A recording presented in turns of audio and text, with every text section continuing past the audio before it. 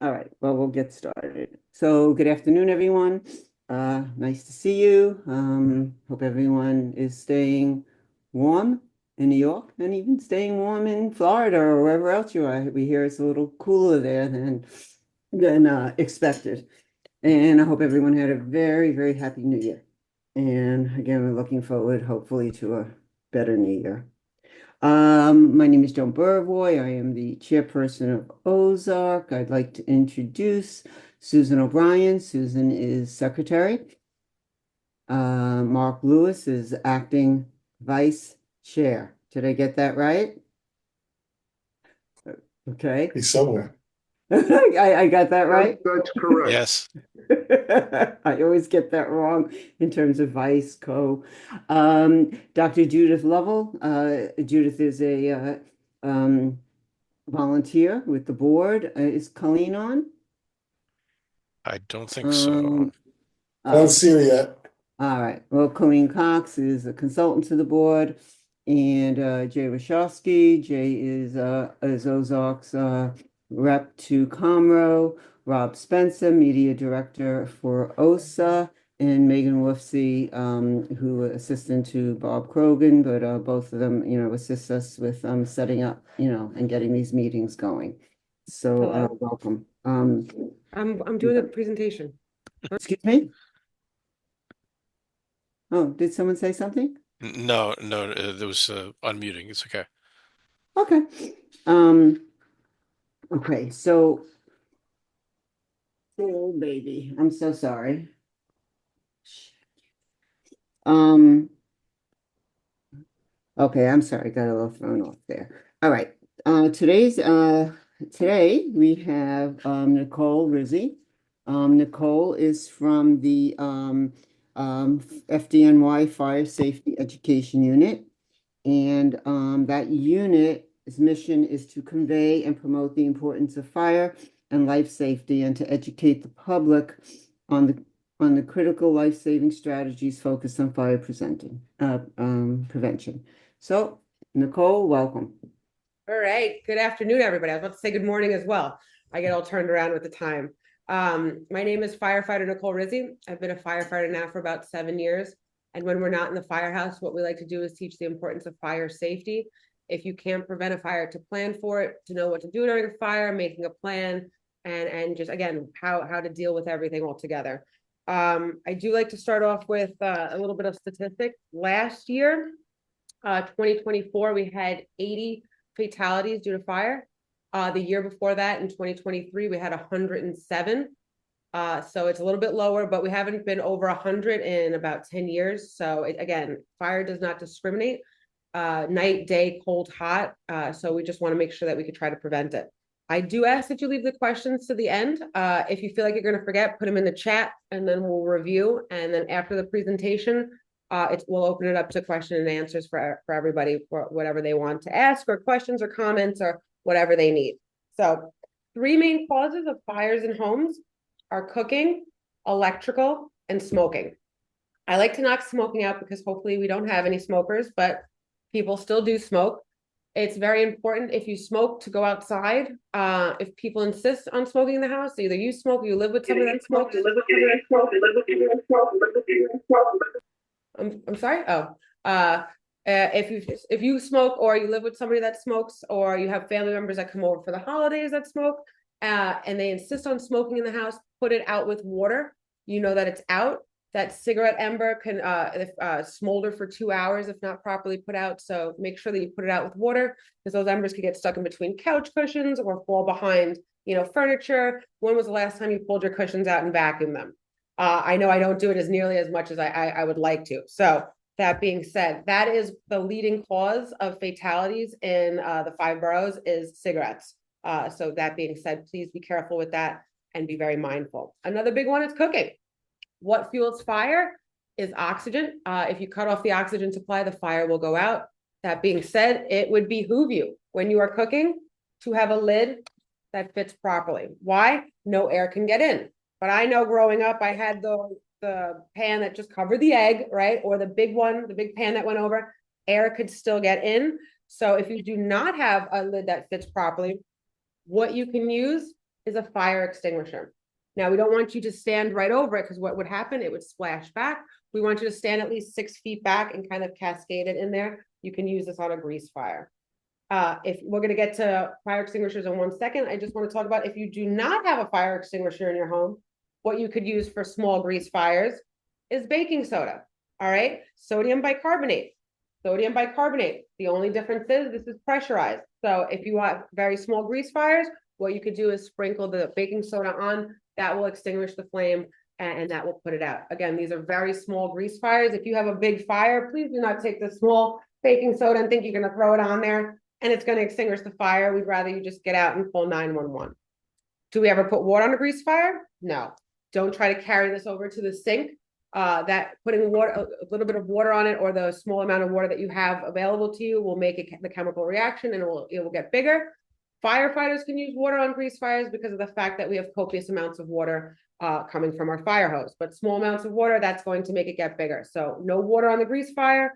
If you have a lid that fits properly, that would work. If you do not have a lid that fits properly, fire extinguisher. If you do not have a fire extinguisher, baking soda.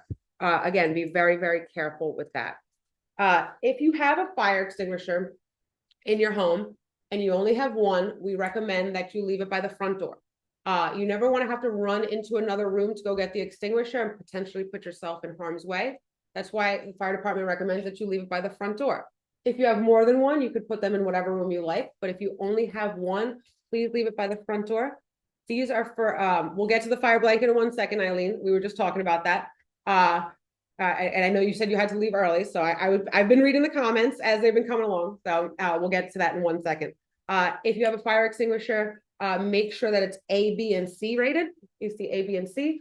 A is for combustible, C is for wood, and the other ones are grease fire. I might, hold on though, let me give you the exact one. A is for ordinary combustibles, B is for grease, and C is for electrical wires. So you want to make sure that you can get fire extinguishers that are A, B, and C rated. They're good for about 10 years. That doesn't mean throw them out after 10 years. They have a gauge right here. If the needle's in the green means go, there's pressure. If the needle's in the red, that means that there's no pressure. So please check them periodically just to make sure that there's pressure in them. Again, if you only have one, by the front door. If you have more than one, you could put them wherever you like, but we recommend that you leave it by the front door. Touch base with the fire blankets really quick. I think they're a great concept. If you asked me off the record and I wasn't in uniform, I'd say, yeah, they're great. I have one in my home. As far as the fire departments are concerned, we do not endorse them. There's just been too many things that have come across us that they weren't used efficiently. So we do not put our stamp of approval on them. Not saying that they're not a good item, but we do not endorse them and recommend that you buy them and have them in your homes. What we do recommend is having working smoke alarms and having fire extinguishers. Again, very small fires, very small grease fires. I want you to use this and always have your back towards the exit so that you're able to escape. Please do not try to be a hero with these small fire extinguishers. They last for about 60 seconds. And again, we'd rather you just get out and close the door. It always circumvents back to what fuels fire is oxygen. Again, so if you cut off the oxygen supply, the fire will go out. Let's get into some more cooking things. It's most fires start in the home, start in the kitchen. Please set timers and reminders. The phone rings, the doorbell rings, something good comes on TV. You walk away for a second. It happened to me the other week. I just walk away and I hear the soup overflowing. So again, it happens to people. It happens to everybody. Set timers and reminders. Put a wooden spoon in your pocket. I know as silly as that may seem, my grandmother always used to do that with her moo-moos, put a spoon in her pocket to remember that she was cooking. Another big thing is please clean your pans, all right? Not just the inside, clean underneath, all right? Make sure you're cleaning inside your stoves, behind your stoves, underneath your cabinets, all right? There's grease buildup that happens over there as well. So there could be a problem or you could have a grease fire. Another thing is ovens. I know that in New York City just does not have enough storage or cabinet space. I store stuff in my oven. So before you turn that oven on, make sure you look inside your oven if there's something that could burn or you have Tupperware in there. Be very mindful with that. Please do not heat your homes with your oven. I know it's cold. It's very frigid today. Maybe if your apartment building doesn't have that much heat, please do not heat your homes with your ovens. It's very, very dangerous. make sure that your knobs are completely off. I know that these are for child, like there's always childproof for the ovens so that they don't turn, but I have them on my oven as well, just in case sometimes you bump into them. If you still have gas stoves, that could be very, very dangerous. So they sell these at Home Depot. Also, fire extinguishers sell them. I swear I'm not in cahoots with Home Depot. I probably should get commission.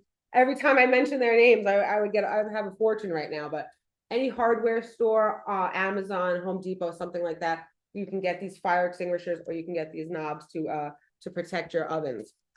Again, make it a kid-free zone, a pet-free zone.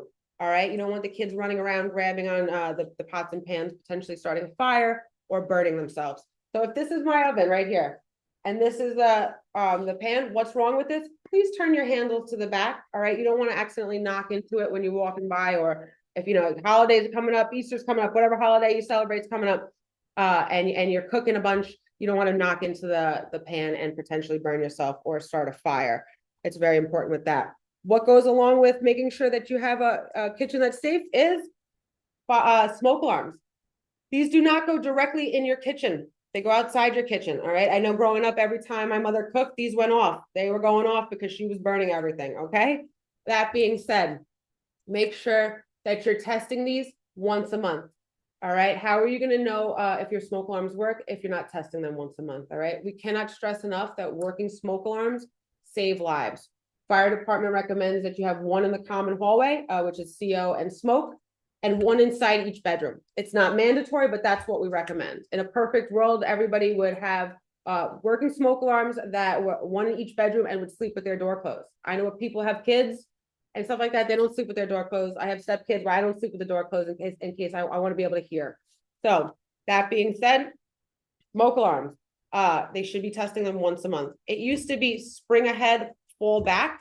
You would change the batteries. They do not produce them anymore after 2014. Not saying that they're obsolete, you can still use them, but the new ones moving forward that you're going to purchase have the built-in battery that are good for 10 years. That being said, what do? You write 2025 on this. I'll write 2025 on it. I know in 2035, I need to get new smoke alarms, but that doesn't mean I'm not testing them once a month to make sure that they work. Things are faulty. Sometimes they break. Maybe it was manufactured and not properly, but still, make sure you're testing your smoke alarms once a month. Very important with that. Another big thing I just want to touch base with cooking. It's cold out. I know if the heat's not pumping in my house and I'm cooking, I'm putting on like a robe. Make sure you roll your sleeves up when you're cooking. All right, you don't want to lean over and potentially burn yourself or catch your robes on fire, anything like that. Make sure that's very important. And one more thing with the smoke alarms, the reason why we will ask that you have one smoke alarm in each bedroom, the sense of smell is not going to wake you up until that fire is right at your door. The sound will. All right. And if people for hard of hearing, hearing impaired, deaf, or just a heavy sleeper, they have this product that's called a life tone. It's multifunctional. Besides being an alert system, it has a clock and a radio. But this goes at your nightstand. This hockey puck looking thing gets plugged into here, and the hockey puck part goes underneath your pillow and will physically shake and wake you up when there's a fire. If you're hard of hearing, hearing impaired, deaf, or a heavy sleeper. So that will physically shake and wake you up in the middle of the night. Most fires occur in the middle of the night. And those are the ones that the most frequently ones are midnight to 8 a.m. So that's why we want people to make sure that they're safe and their homes with the working smoke alarm. And if you need a life tone as well, you could look those up. Those are online as well, Amazon hardware stores, or just Google the name Life Tone. I'll write everything in the chat after if anybody is interested and needs that. That being said, let's get to electrical. All right. New York City, again, you just don't have enough outlets. I remember after college, I lived in my grandmother's basement. I had one outlet, the whole basement. I had a bunch of these running around. All right. If I knew then what I know now, I'd be like, oh my God, what a disaster. Right. This is a power cord or extension cords, anything like that. A rule of thumb. Okay. If it heats something up, makes it hot, cools something down, makes it cold, it does not go in a power cord or an extension cord. That being said, air conditioners, refrigerators, space heaters, hair dryers, curling irons, toasters do not go in here. They have to go directly into the wall. All right. What are these good for? TVs, lamps, computers, fish tanks, things of lower voltage. If you forget everything that I say And this whole presentation and everything that I'm talking about is in these booklets that we usually give out when we do in-person presentations that we can set up if you want, but is also on the website, fdnysmart.org. And everything, all the information we're talking about is on this, on that website and in these booklets. And also we'll tell you all the do's and do nots of what you can and cannot plug into an extension cord or a power cord.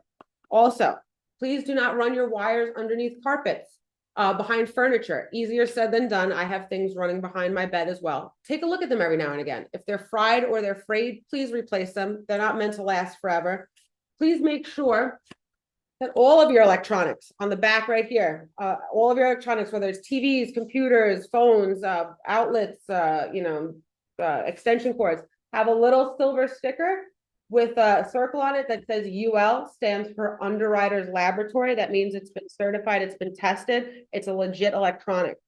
I could go to, again, here, Home Depot. I should get commission every time I mention them, but Home Depot, I can go and get one of these. Don't quote me on the price, for $10.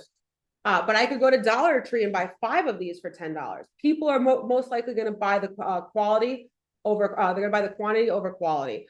And that's where they start getting jammed up, where it's not produced properly and it's not manufactured properly. So please invest in your life, invest in your safety, make sure that you, you take care of you and you buy the legit products. That being said, again, your little silver sticker that has a UL on it stands for Underwriters Laboratory. That means these have been produced properly. So this has 6 outlets. Does not mean run all 6 outlets at the same time. I always get somebody ask me, then why do they have 6 outlets?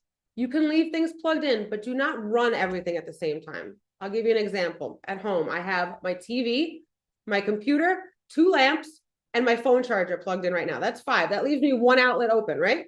I decide I'm going to vacuum. I plug the vacuum in. Doesn't mean I'm turning on the TV, turning on both lamps, plugging my phone in, and turning my computer on. I have those things plugged in. I'm not using them and running them all at the same time while I'm vacuuming. So just be mindful with that. Hold on, we'll get into that, back to that question in 1 second. So that being said, make sure that you're not overloading your outlets. If you plug something in and it starts to spark, please call 911. Please make sure that you're not overloading things. If you plug something in and the lights are flickering or you feel like your outlets are hot, please call 911. We would rather come and check something out and it be nothing than it turn into something and you think, oh, it's fine.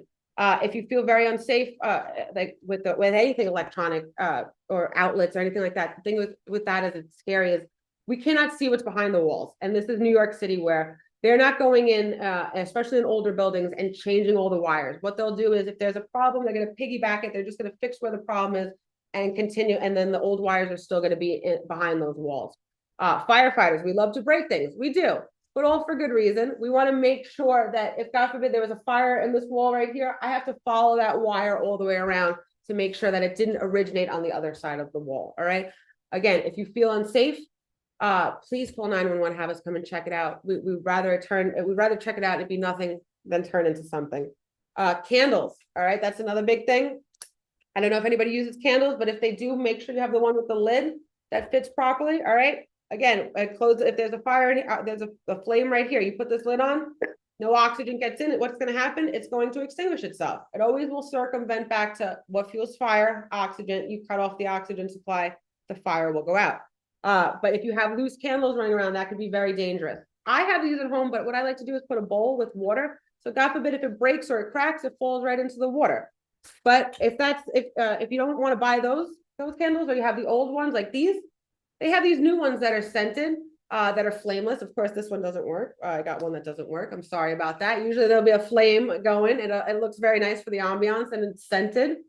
They always give us the stuff that's broken. But it's scented and it smells good and it gives the same effect as having candles lit. So that being said with that. I also too, I kind of stepped over. Please make sure you have pan for your pans, especially if they're metal, oven mitts or something to grab it. We're gonna get into those questions. I'm sorry, I was reading questions as I'm doing it. We'll get into all your questions at the end. Make sure you have oven mitts or pot holders to make sure you grab the pans if they're too hot. You don't want to burn yourself. Also another big thing is lithium battery bikes. I don't know if anybody has them or if you see them in your apartment building. They're very, very dangerous. If I lit a match right here, it would start a small fire and it would get very big. the thing with those lithium battery bikes is they start big and they continuously get big, and they're a hazmat problem. So they have a ton of little batteries in them that set off and ignite, and it's basically like an explosion. So that being said, after we extinguish the fire, we have to submerge those batteries into cylinders so that they don't rekindle. If you see those lithium battery bikes or e-scooters in your apartment building blocking an entrance or an exit or being charged and not being watched, please call out 311 and make a complaint. The fire department has to show up that day. I know you're talking about 311, they don't look at anything, but they actually have to show up. Jay, I know, I see you shaking your head up there. We have to show up that day because it's been such a big problem lately that we have to go and investigate. The fire department has to go investigate after you make a complaint about that. If you have them or a loved one has them or somebody you know has them, please do not charge them overnight. Make sure you have an eye on them when you're charging them. If you see something smoking or smoke, unplug it immediately. Do not charge them by the front doors, entrances, or exits. You don't want to block your way, God forbid, if they go up.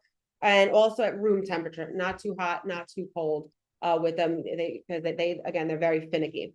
The reason with that, why there's such a big problem, is because they're not UL certified. They're being mass produced, and we just cannot keep up with what's being produced properly and what's not being produced properly.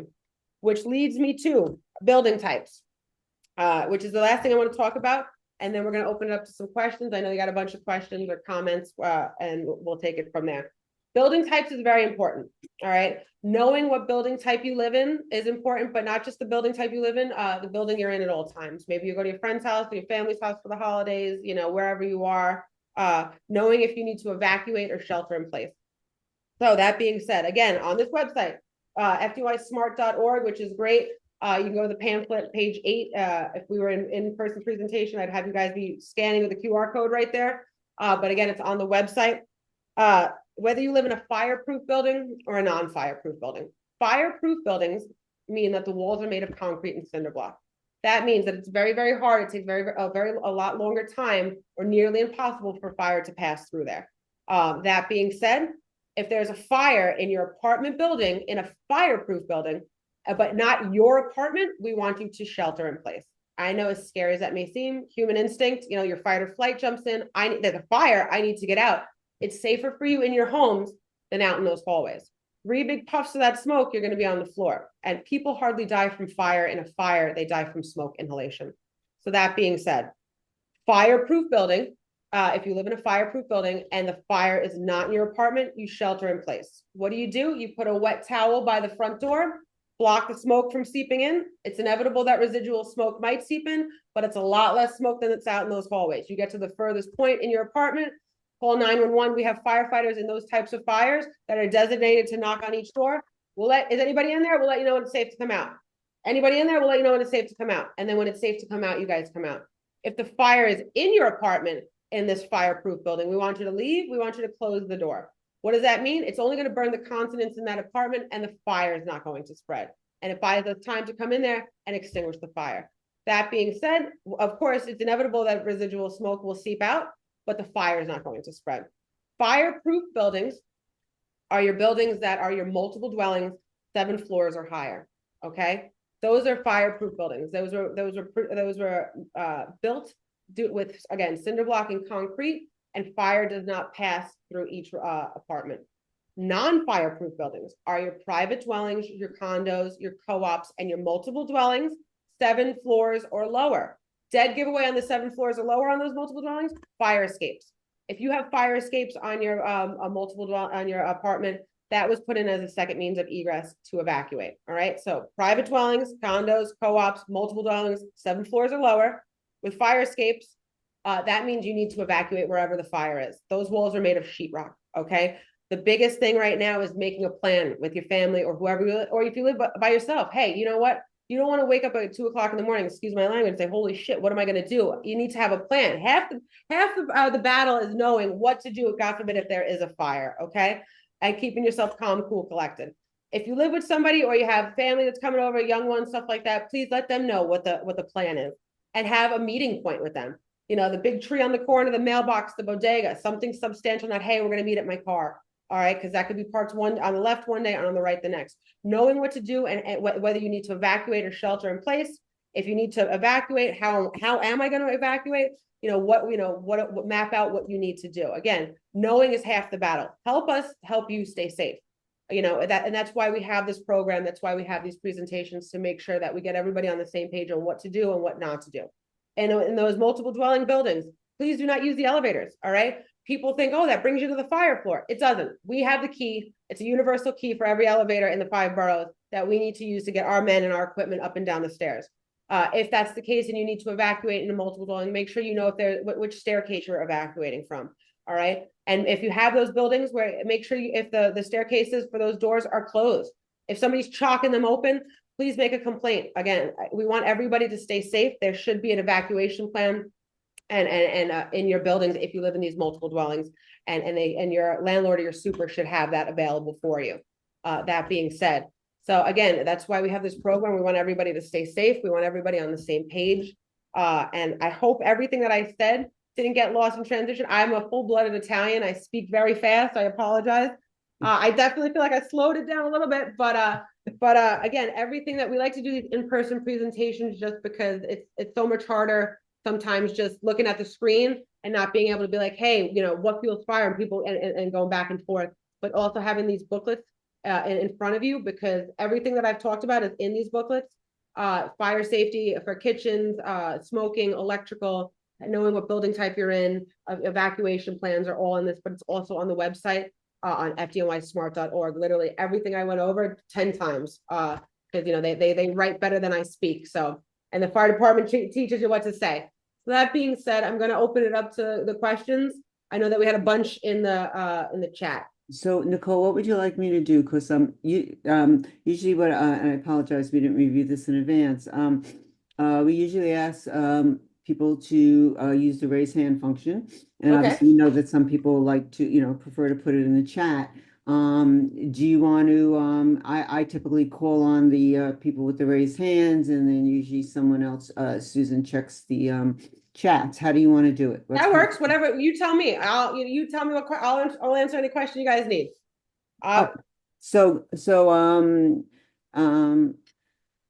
Fellow retirees, use the raise hand function, please, if you have any questions. But we'll all. Yeah, I don't know what my screen is. I'm sorry, I had to cut you off. I can only see you and a few people up top, so I couldn't even see who was raising their hand. Yeah, and no one's raising their hand yet. So let's go with Susan. Do you want to go through the chat? Yes, I'm let's see.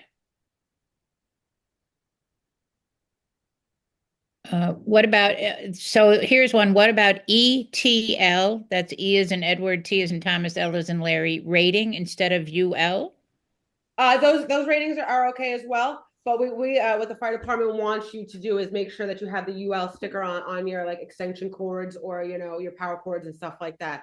So I would make sure that I look for the UL over the ETL, just because that is exactly what the fire department is recommending. Yeah, okay. Go ahead. There was some more.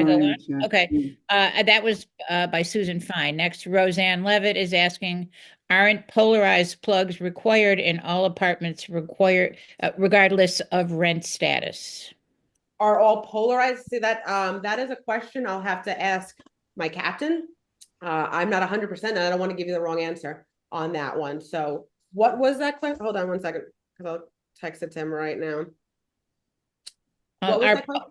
It's are polarized plugs required in all apartments, regardless of rent status? Polarized plugs. Imagine they need polarized receptacles. Well, Roseanne Levitt, if you would like to. I just texted him, so we'll go back. We'll double back to that one once I get the answer. Sure, sounds good. Yeah. All right, Susan, I'll take it. That not having polarized sockets was more dangerous, and therefore quite a while ago a law was enacted that said all apartments should have polarized plug outlets. And I know my super charged me a great deal to put in a few, and I left the others with adapters who are, they're less frequently used. I'm going to get you that exact answer. I don't want to give you the wrong answer. One thing I want to just answer is Karen Patterson.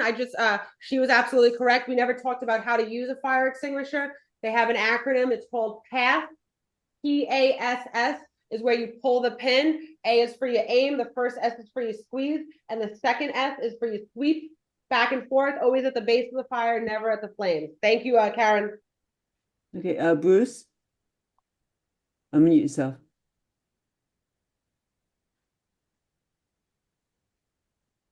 He's muted. You're still muted, Bruce. Okay, There thank you you, go. Ms. Rizzo. Thank you, OSA, Yes. for organizing.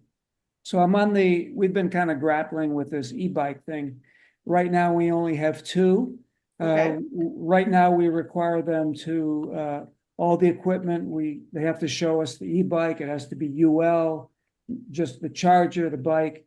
They have to be charged in the basement in our bike rooms. Is that a fireproof basement? It's a 1941 building, so I would imagine it is.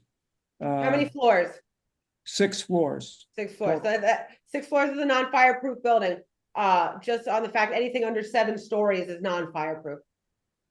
Oh, okay. So including let's see, including the basement, it would be 7 floors. Okay, so you know what? We'll look into that in a second. But if as long as it's in a basement, and the basement is fireproof and it has a door that closes automatically, that should be safe. But again, if you have any issues with that, and you feel unsafe, you call 311 and make a complaint. Yeah, the where we store the bikes, including the e-bikes, the door always closes. Okay, good. So that's good. And then we changed the outlets to this GFCI. I don't know if that means that much. So the basic question is there anything else we should be doing? That's pretty much on par what you should be doing, and make sure that whoever has those e-bikes that they're not charging them overnight. Make sure that when they are charging them, that they're right by it. You want to keep an eye on it. It doesn't matter. Sometimes those things can be a really big problem, a hazmat fire. So please just be mindful with that. That's what we recommend, is making sure that you charge them while you're watching them, not overnight, and at room temperature. Okay. The thing about charging, it's kind of hard to make people sit in a bike room for 3 hours while it's charging. So we kind of say check on it periodically. I don't think it's going to be hard to enforce that. So that's Absolutely. kind of where we are. You also don't know what's up behind somebody's closed doors in their apartment. Like people were charging them in their homes and not telling anybody. So again, if everybody works together to make it safe, it's unless you live in a private house and you live in an apartment building, you guys are a community. You're a family, kind of. So let's help everybody make sure that you keep it safe in the whole apartment as a whole. So I would just recommend that they keep an eye on it. Right. And then you mentioned the complaints. So we see scooters going in and out, and sometimes they don't want to talk to you. So what can people complain to 311 about? That they feel unsafe, that their vehicle, that either if they're being charged unsafely, or if you feel unsafe with them being in the homes, they'd have to be like, it can't just be like, oh, I see them walking in and out. Or what you could say is, I feel like they're charging them in their homes. Like, we can't go inside somebody's home, but if we see them in the hallways being charged and not being attended to or watched, then what they do is we write a citation. Okay, so we have to see them outside the home. Okay. Yeah. Unfortunately, so we do building inspections, and when we come to do building inspections, we check the common hallways, we check the staircases, we check the access to the roof, and we check the basements. I can't go into your home. The fire department doesn't go into people's homes, so you never know what's behind closed doors in somebody's home, which is scary sometimes. So you never know what they're doing, but that's why if we could get the knowledge out to everyone to be safe and work efficiently together to make it safe. Okay, thank you very much. You're welcome. Yeah. Susan, is there another one in the chat? Yes. I can't read it. Muriel Baliskar is asking, what do you think about cordless leaf blowers, and are they safe? Cordless leaf blowers, if you charge them properly as well, like they have the batteries that come on and off, right? You make sure you charge that. And I always keep an eye on that. I have one at home. They're pretty safe. And when you're not using them, take the battery off the back of it. Do not leave that battery on there unless you're using it, and do not leave the battery on the charger for too long as well. Once that battery is charged, take it off the charger and put it aside. Also, too, if you're using it, use the leaf blower and then take the battery out. Don't let it sit there on the actual leaf blower.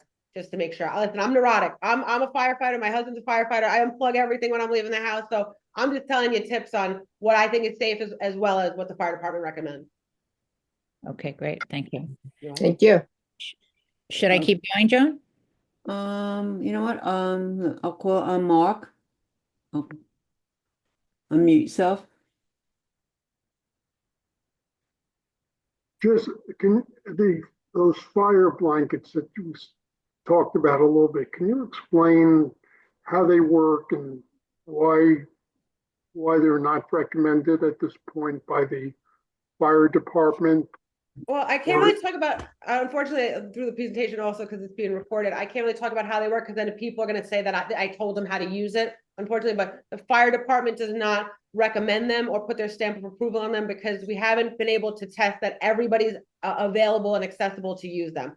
I may know how to use them, you may know how to use them, but maybe your neighbor doesn't know how to use them properly and it can potentially put themselves in harm's way more or burn themselves or the fire get bigger. So that being said, it's a great product and a great concept, but we don't recommend that you get them. We recommend that we know that works is fire extinguishers. They can put out small grease fires, smoke alarms work, and also evacuating and closing the door.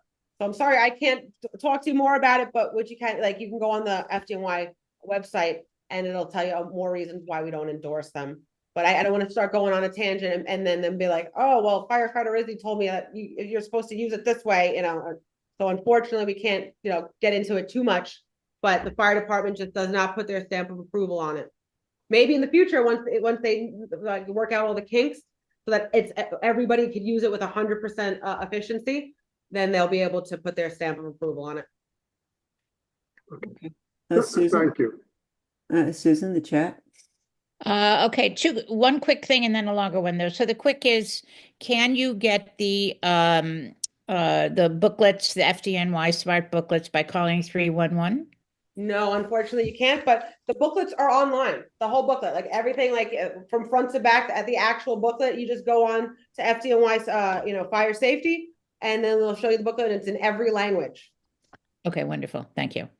Okay, and then this is from Andrew Sessa. If you live in a senior community where they have set fire inspections for 2 times a year, like in October, they come to check you have proper items, smoke alarms, carbon monoxide testing, et cetera. And in February, they come to do testing that these items are working. Is this sufficient for a person's safety? Yeah, and then they ask about the booklet. Yes, that's great that you have people that are coming in and checking twice a month. Sometimes in some buildings, they only do it once a month. And the buildings that have the fire extinguishers, Twice a year. Twice a year. Twice a year. Oh, I'm sorry. That's what I meant. Once a year. I'm sorry, not twice a month. That'd be a little excessive, right?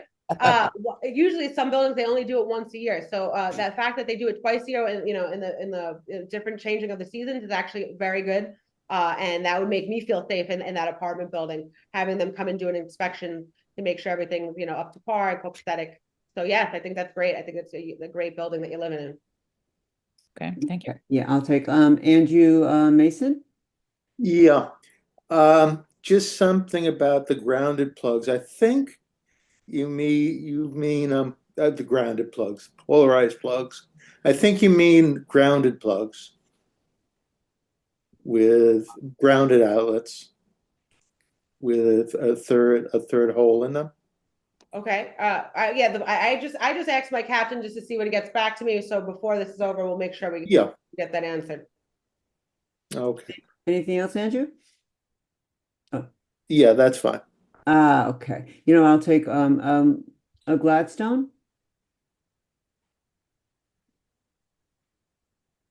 Gladstone, if you could unmute yourself. Thanks for your patience, Joan. Sure. I live in a county in Georgia. The population is about 110,000. Nicole, thanks for your presentation. Before I get any further, yes, ma'am. What they've done is we have several nonprofits that donate things like smoke alarms and what is it called? Ionizers to sense what's the other kind? Well, anyway, the point here I'm trying to make is I wish I could remember the name offhand, but does New York City Fire Department have any partners who they might who might donate units. I know a city of 8 million is a lot more than a county of 100,000. But can folks get these equipment free? We used to have a program with the Red Cross that was called Sound the Alarm, where we wouldn't give them to you for free. We would have firefighters, retired firefighters come and install them in your homes for free if you signed up. But that program has stalled out right now with everything that's going on. Not saying that it won't start back up, but for right now, that project is stalled out and it is not in motion. So that being said, it was the Red Cross that we worked with, and we would come and install them into your homes for free. We never usually handed them out because we used to hand them out and then people would sell them or, not put them up. They would. Yeah, I Thank know, you. so, but yeah, everybody, God forbid, but when that program does come back up, you can sign up on the Red Cross website. Thank you. And I apologize for my camera is not working, Don't folks. worry about it. That's okay. That's okay. Susan, if you go back to the chat. Sure. So Ava Sterling is saying that they have an e-bike in their garage, which I don't know if this is an external garage or underneath the building. I'm not sure what she means, but this is a non-fireproof building and there are sprinklers in the garage. Is that okay? So that being said, e-bikes in the garage are the same as long as it's produced properly with the UL certification, is the same as having an electric car. Making sure that you're charging it properly and keeping an eye on it. Sprinklers in the garage, that's great as well. If God forbid there was a fire, then it would be able to extinguish it. It buys firefighters time to come in and extinguish the fire. So yes, I would say that's very safe. But again, just always be mindful with that when you're charging it. And in a perfect world, you'd be standing there watching it for 3 hours, but nobody's doing that. Nobody's doing that. But we have to tell you, listen, if you're going to charge it, keep an eye on it. So yes, that's a good way to go. Thank you. Okay. Is there anything else in the chat? Yes, but I didn't know if you wanted me to go on. The next is Susan Fine is saying that the FDNY used to give away an oven mitt that said "Stand by your pan." She gave it as a bridal shower gift along with the requested pan, and it was a hit. Everybody wanted one, but she doesn't seem able to get them anymore. Any idea? They are vintage, Susan. They are vintage. We're vintage. I wish I don't even have one anymore. I was like, oh, we're gonna get them. They stopped producing them. I don't know if it's just they got cheap, but these are actually expensive to produce and then just handing them out. They're great. Stand by your pan. They had a little magnet and they put it right on your fridge. But if you can get your hands on one, don't give it up. They don't sell them on eBay or anything like that. But no, we don't. Unfortunately, we don't give them out anymore. No, but maybe you can suggest that they stock them in the city store. Yes, I mean that would mean they would be making money off of it, off the fire department. We could say like fire zone and stuff like that, but that would be up to my captain. He's the one that controls everything with that. But yeah, the pan they're great. They're absolutely great. They're great, and really people do walk away all the time and burn things and everything, and especially like for all the people getting married, they love them. Yeah, everybody. But you can make a lot of money off it and be teaching people, and it's a win-win. Absolutely, I agree with you. They won't get. I can't even get one now. No, I gave mine all away as gifts, and it's like I loved it. But talk to your captain, please. Yeah. Okay. Susan, I'm sorry. Dr. Judith Lovell. Oh, hi. Hi, Nicole, and thanks for being here. Thank you for having me. Please note how we can avoid microwave fires. I remember when I was working, quite often there would be a problem with the microwave. There's a few things with the microwave. Making sure you don't put metal in the microwave, don't put plastic in the microwave. Making sure that you don't have the microwave plugged into one of these, has to go directly into the wall. Make sure you watch what you put on the timer. The other day it happened to me. I thought I hit a minute, I hit 10 seconds, but it could be the reverse. I could have hit 1 hour. People put it in, walk away from it, especially when you have a bunch of other things going on. So, make sure that you set the right timer with that. Make sure that you're not putting too much stuff in there. Make sure you're putting the right plating in there. You're not putting anything metal. You're not putting anything plastic. And making sure that also too, that it's plugged in directly into the wall. If that starts to fry, or you start to see things flickering, please unplug it. Have us come check it out, have an electrician come check it out. You don't want to mess around with electrical fires or your appliances. Thank you. You're welcome. All right, I have two hopefully quick questions. You were talking about candles, and those are in like a glass, like a encasement. But I'm sure, some people light candles, for certain religious reasons, and they're your good old-fashioned stick candles. Like the Hanukkah or Kwanzaa or stuff like that. Just, again, I'm sorry. Any guidelines you can give us with those? Well, be very mindful with it. Again, it's an open flame. You don't want an open flame in your house, especially if kids or cats or dogs walking around, or even you bumping into it can start a fire. So be very mindful with it. Make sure you have, an extra fire extinguisher handy, God forbid, water handy, and make sure you, remind yourself to extinguish those candles as well. You don't want to fall asleep with them. Again, they're very dangerous. I know some of them are religious. So just be very cautious and mindful with when you have your candles lit. Okay, thank you. And then the other question is that you really, and I'll use one of the words you used, you kind of gave me a holy shit moment in that I rent the second floor of a house, and while you were talking, I was just kind of looking around to see, can I get out? Any other way of going down the stairs and through the front door? And I think I'd have to jump out and hit the concrete.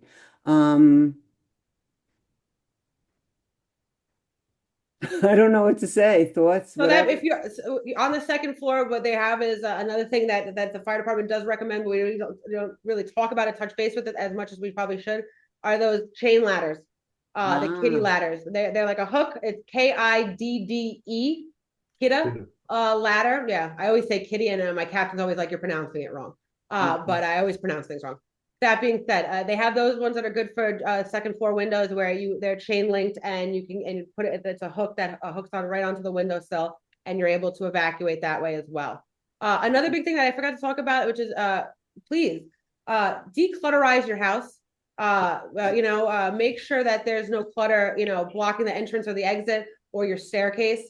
As much as we need to get in, you need to get out. And we don't know the layout of your house.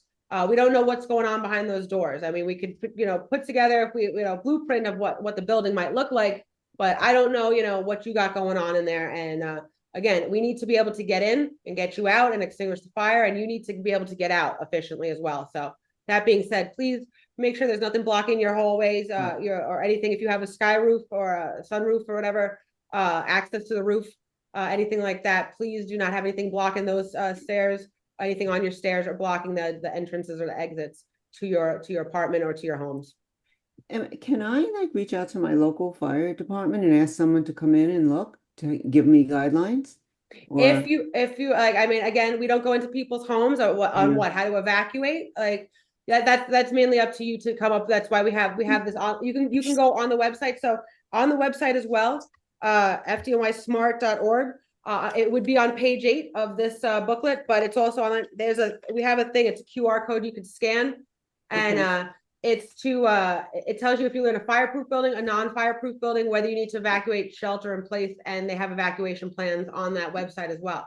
It's a great booklet because we had somebody go to every building in the 5 boroughs to tell you if it's what type of building it is. So they have evacuation plans on there with all different types of things. This website, please use it. It's there to help you guys out to make sure that you guys are safe. Thank you. Okay, Susan, is there any another question? Yeah, Jay is asking, do you recommend a method to self-test a smoke alarm in my home? So a smoke alarm, no matter what kind of smoke alarm you have, there's always a button on it that says test, and you press it, and it'll run through its course. Hold on 1 second. That's 3 beeps for smoke.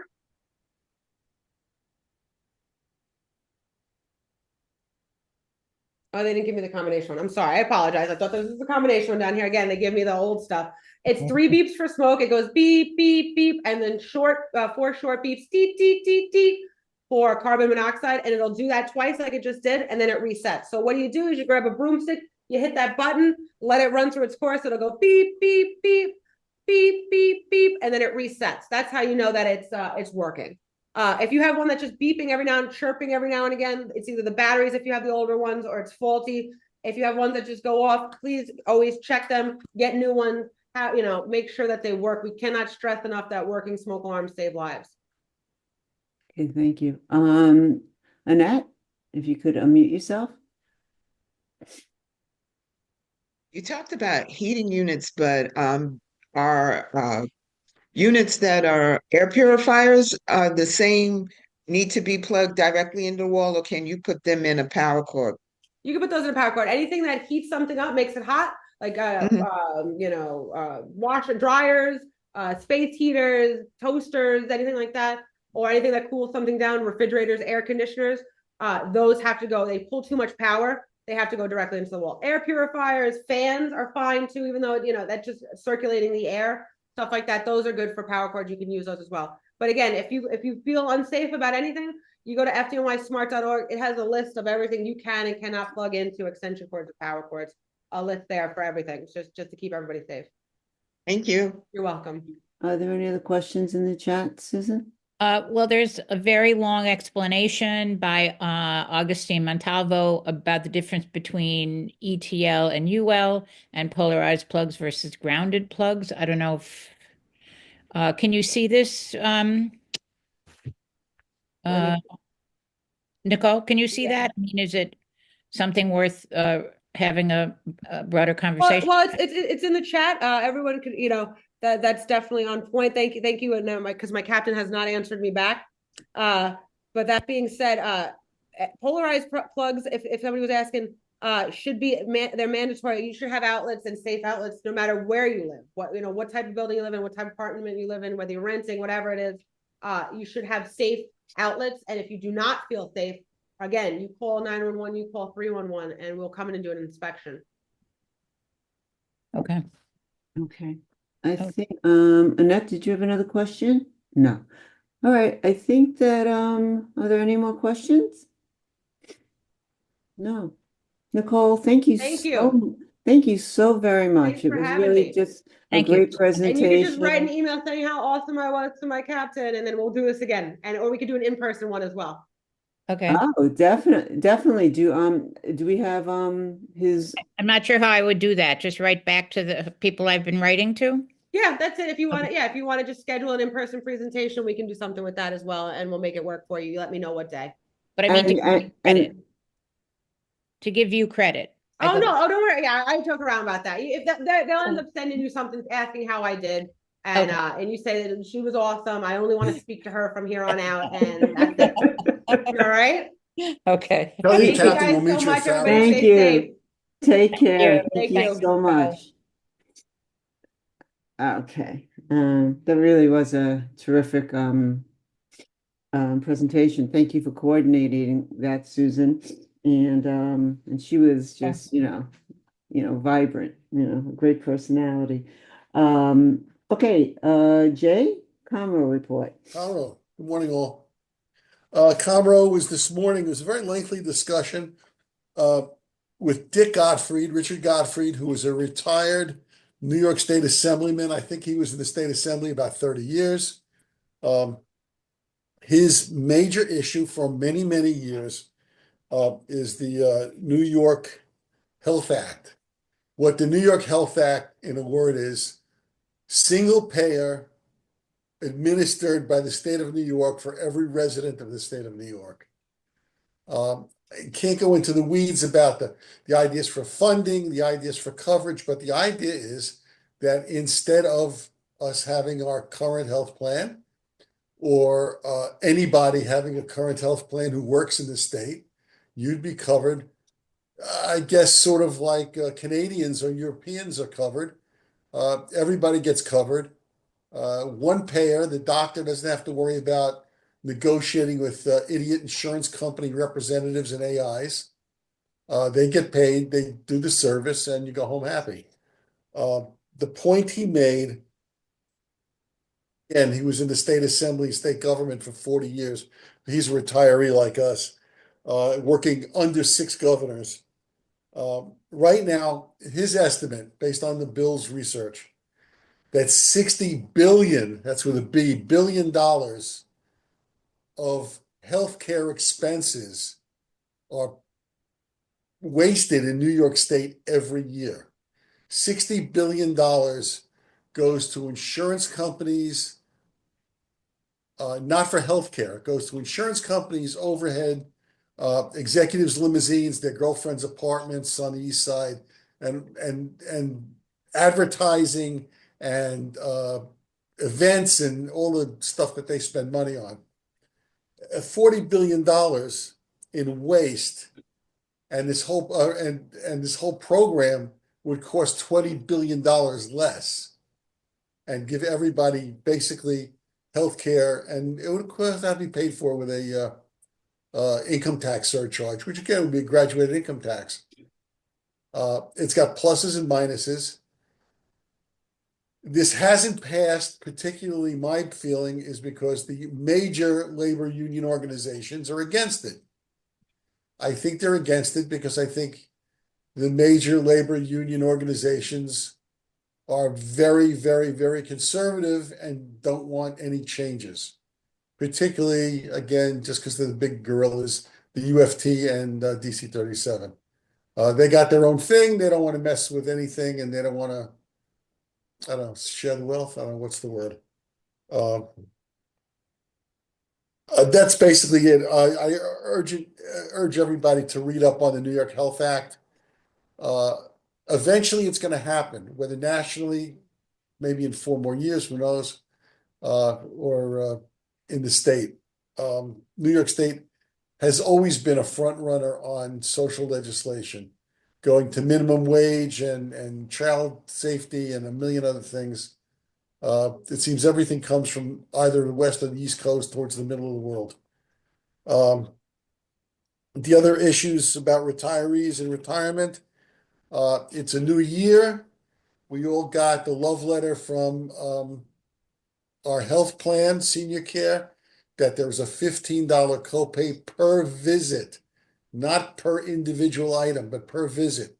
However, we don't pay the $15 until you've eaten up your deductible for the year.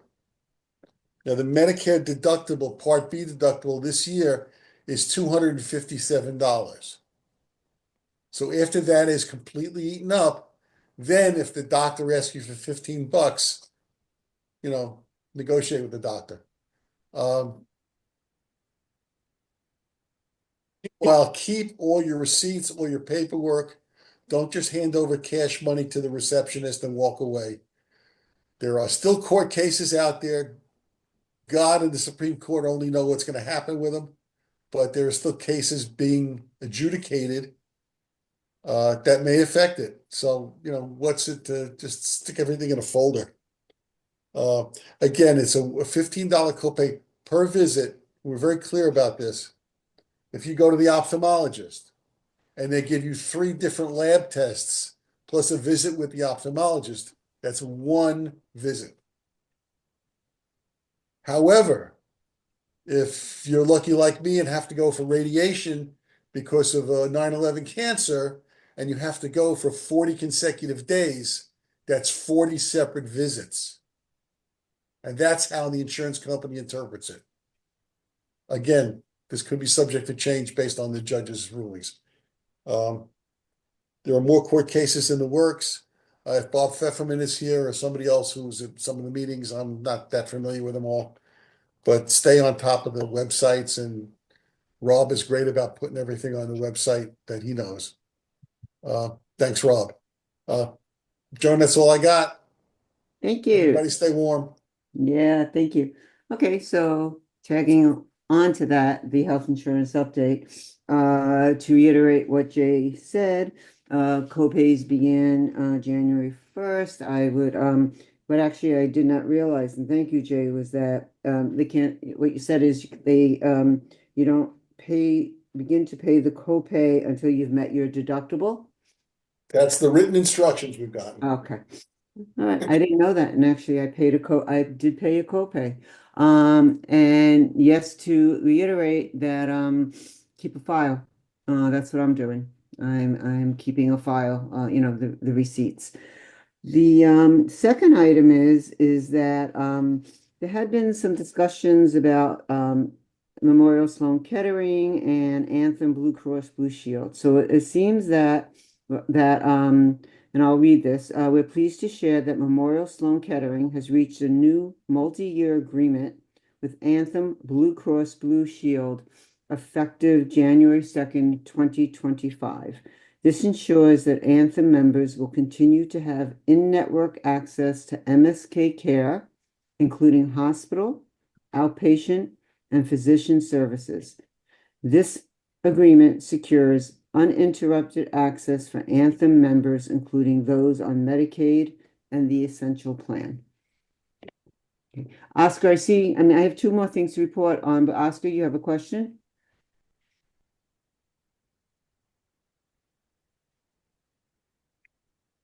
Yes, I'm sorry. I don't want to belabor, but I just want to respond to something that Jay was saying, unless I misunderstood him. Sure. I think, like with the co-payment, let's put it this way. With Medicare and GHI, yes, we have a deductible that we pay each year. The bottom line is these deductibles, they determine, when we get our reports for Medicare, they show, it tells you how much you owe, like how much you have to pay. To be honest with you, most of the time, it doesn't seem like I've been charged a whole full deductible anyway. But there's a certain amount, like if it's a 174 for last year and I go to my doctor, out of what they pay, it might be $30 that I have to pay them. So they make those determinations. So why I'm bringing this up, not to belabor it, because it was very confusing before with the $15 copayment. We had it, then we didn't have it, but we had that mercy. So rather than get stressed out about this stuff, they're making a determination about the money. So now to say you don't pay the $15, you do pay the $15, but the way the $15 is going to come up is I would have to wait for them to give it to me anyway. When I show the new card, it has $15 onto it. So I just give it to the provider secretary and then I have the day and I leave them. They tell me how much I have to pay. And I think that'd be better for us because it's still not totally negotiated. So you're going to stress yourself out if you start talking about, well, I don't have to pay it until then or not. It's not. It hasn't been clearly delineated. And I think that's Oscar, yeah, part of what Jay is saying anyway. It's not totally clearly delineated. Oh, yeah, can you hear me? Oscar, your voice, it keeps fading in and out. Yeah, we got the gist of it though. I mean, we definitely keep going. I'm sorry, keep going. Yeah, no, I think I summarized, and let me be still. I was moving, I guess. That the insurance companies, they make the determination how much we owe them based on our deductible. And now with the $15 copayment, the way I saw it is that was just something extra because the bottom line is this is what we had to pay them. Now the $15 copay was something extra, but the bottom line is they're the ones that are determining how much of this we have to pay. And the other thing is, compared to people I know, whether retired or not retired, we still are blessed with our plan in terms of not having had to pay the $15 and what we have. We have a pretty good plan. Not to say that, we shouldn't keep that, but I really wouldn't, what I'm really trying to tell people is not to stress yourself out with this 50 meeting now. And he's representing us, and he's not totally clear on what they're saying is it would be over stressful to try to nickel and dime about what you should pay or don't pay because you're at the mercy of what they're telling you to pay anyway. You know what? Hey, go ahead, Jay. Oscar, just 2 points. Yeah, it's stressful. It's not going to get less stressful. So we got to deal with it. The trick is not to get nuts. Okay, just chill. Keep records and be prepared to file whatever you got to file. The second thing is nobody's given us nothing. We earned it.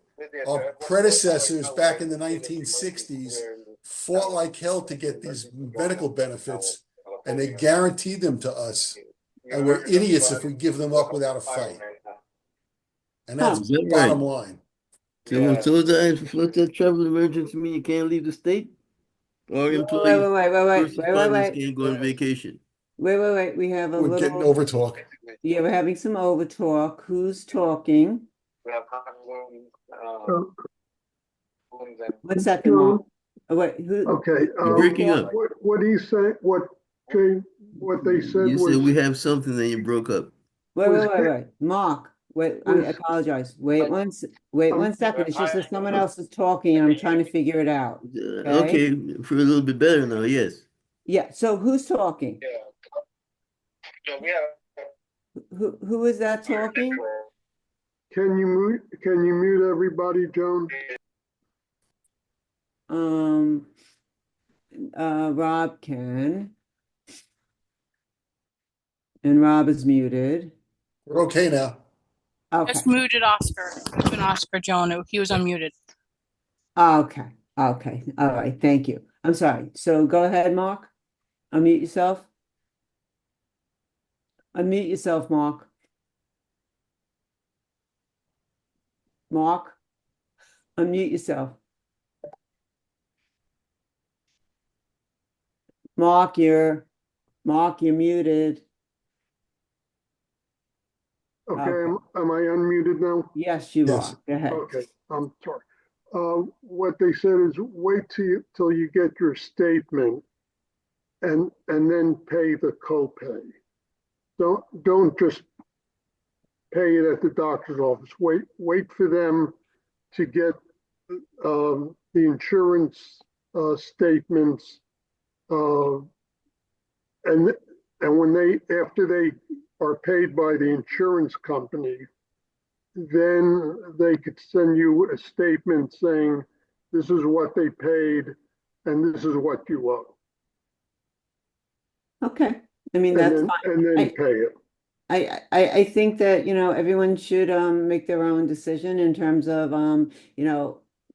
what Mark said is, is fine. And I mean, if you're at your doctor's office and they ask for the 15, it's up to you to say, send me a bill or you pay it. I think the bottom line is that just whichever way you do it, just keep a receipt.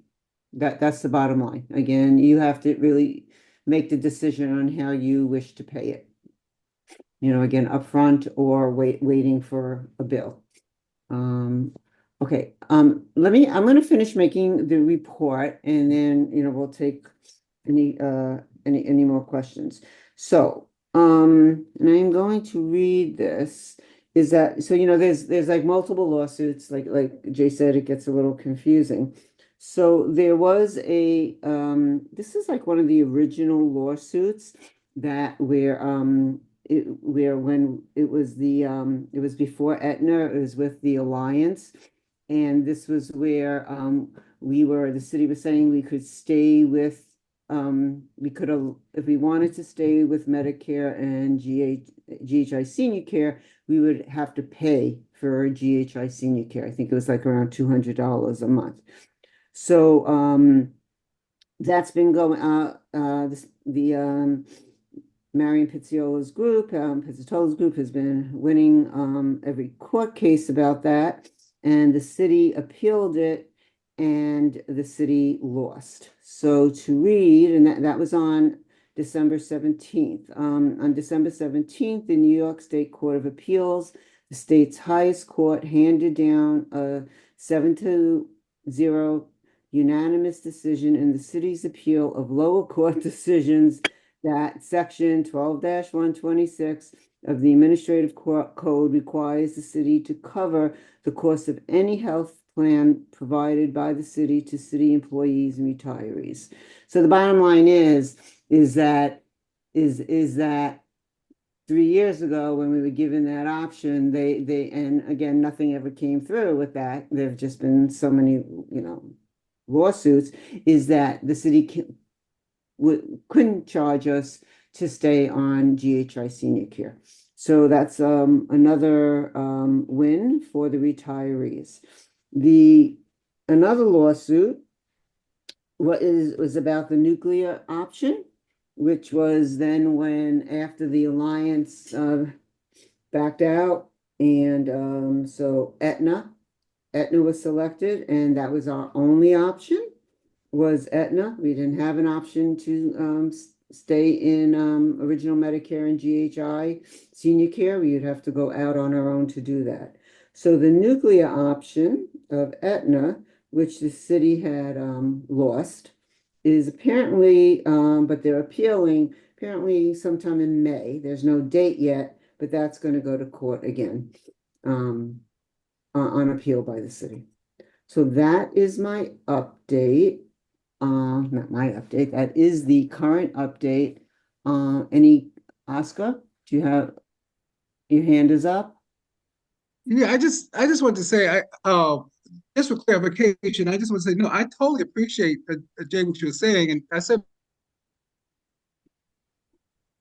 do appreciate our plan. That I realized there was a lot of struggles in history how we got our medical plan, but I'm just saying that it was stopped now that it's put back into place. If I go to my provider, everyone's provider around the country, in New York, different doctors, if they tell you how much they're charging you, that's what you have to pay because that's really the practicalness about what's happening now. So like it's kind of saying you gotta wait until you pay the $15 until after the money is exhausted. Uh, it's a funny mathematical formula between GHI and Medicare in the first place when we get billed. So you're at the mercy of what they tell you to pay. You really can't be making these decisions about I'm not paying you until this money is used up. It's not clearly we don't get like a breakdown from all the providers we're using from our annual Medicare. It's $185 now for Medicare, and then there's a certain amount for GHI. When we get the monthly statements, it kind of shows how much what's been paid and what we owe. So Oscar, absolutely So now we have a understand. $15 deductible. So So Oscar, I'm gonna again, it's a little difficult. I mean, because you for some reason your voice fades in and out. But I think what I would say to you is that um everything that you're saying is valid. I think that it's Jay was just giving the information. I think that if people want to wait to they till they meet their deductible, that they're able to manage that, go ahead and do it. I'm not. It's just for me, it's too complicated. I'm just gonna proceed paying it, and I suspect, yes, that is something on the statements the insurance company, Medicare seems to be pretty good at in terms of reconciling that. So, any other right, that's right. That's it. That's the bottom line. right. Okay. Any other comments, statements about anything in the chat? Susan, is there anything in the chat? I haven't checked the chat. I'm sorry.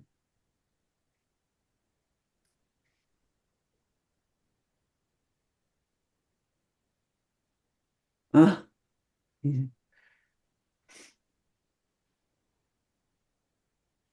Sorry, give us a minute.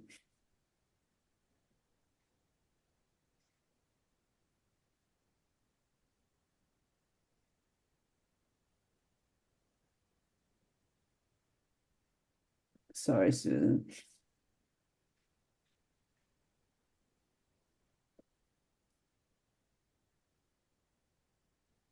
Oh, Susan, you're muted. Okay, I'm just looking to see if there's other questions. Welfare fund reimbursement of pharmacy copays. Can you please go over what you need to do? Can you just submit the December 2024 summary? Do you know the answer to that, Joan? No, I don't. I think you'd probably should call Jay. Do you know the answer to that? She should just I, call I up. don't want to give the answer. If you're The- considering submitting the cost based on the superimposed major medical, please call the office and talk to somebody. They'll direct you to somebody who can give you the medical answer. Right. Thank you. I didn't see any other questions, just Yeah, the people in the office are terrific about that, as long as you get to the right person. Okay. All right. I'm sorry, I apologize going through the okay. Mr. Mr. Manning, you have here in the portal, should OSA support Marion Pizzatola's battle? That is a question for OSA. We are OSARC, and OSARC has decided to, a couple of years ago, decided to just be a source of information to the retirees. Okay. Okay. Several more agenda items, Ozark dues and the announcement. Somebody's asking about the WEP repeal. That's a federal thing relating to Social Security. It's the oh God, I forgot the acronym is. It basically affects people who have worked in private industry and then worked for a government agency, and there's a deduction of one to the other. I don't think New York City employees are affected by that whatsoever. I don't know. New York City has always participated in Social Security. Jay, we're not affected by that. I don't believe we are. It's mainly federal employees who were federal affected. employees, yeah, exactly, who might have worked in private industry and worked and paid taxes. Right. That is correct. Yes, actually, I see AS is clicking on that he was affected by it. Nobody here is expert on that. You might want to call the office and ask to talk to one of the attorneys who might have a little more information. Okay. I'm just gonna finish, and then Ava, I see that your hand is raised. But let me just finish. So Ozark dues. In the meeting announcement, there was an announcement that the dues for 2025 are due in January. It's still $18. So we'd appreciate it if you would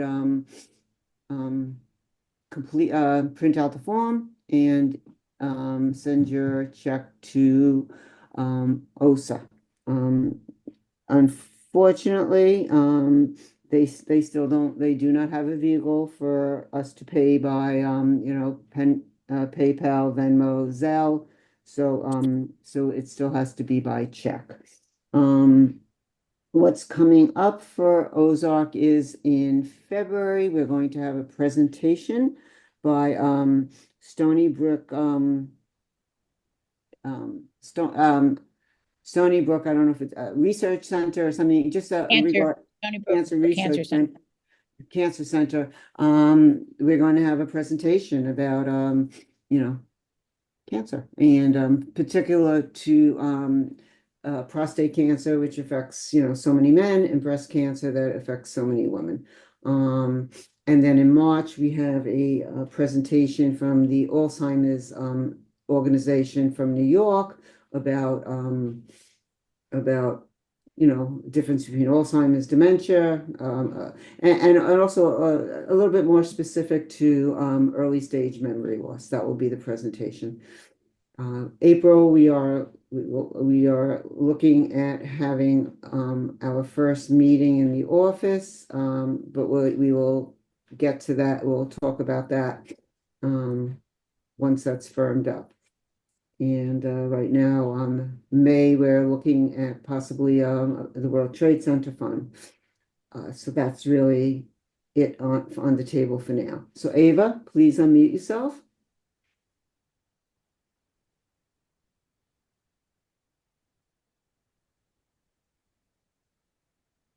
Ava? Oh, Hi, Ava. Ava, do you still have your hand is raised?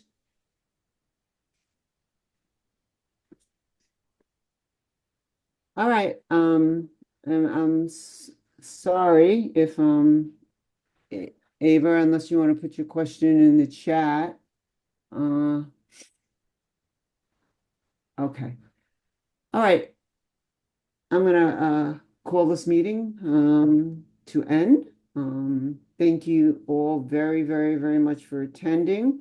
Be well, take care of yourselves, and and we will see you in February. Take care. Bye-bye. Bye-bye now.